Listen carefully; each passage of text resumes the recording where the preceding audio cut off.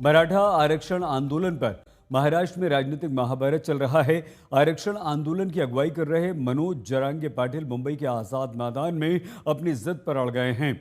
मनोज जरांगे पाटिल ने कह दिया है कि चाहे गोली ही क्यों ना खानी पड़े, लेकिन वो और उनके समर्थक बिना आरक्षण लिए लौटेंगे नहीं।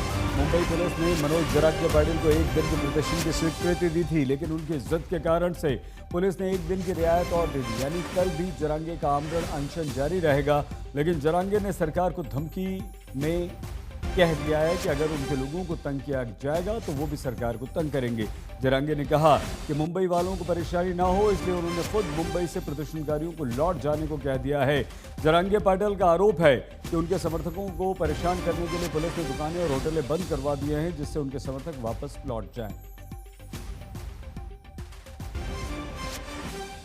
ऋत्विक भालेकर हमारे संवाददाता फोन लाइन पर हमारे साथ जुड़ चुके हैं। सरकार और जरांगे के बीच ये टकराव की स्थिति क्यों बन रही है Ritwik?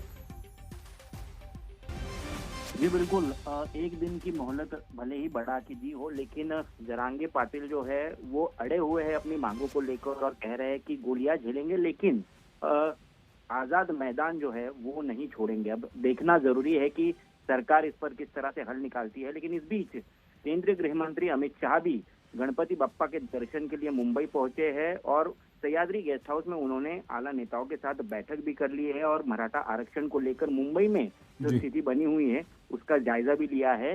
National general secretary Vinod Tawde के साथ करीब आधे घंटे तक ये बैठक चली और साथ ही साथ वाइस प्रेसिडेंशियल इलेक्शन हो और बिहार इलेक्शन हो उस पर भी चर्चा हुई है, ऐसा सूत्र बता रहे हैं।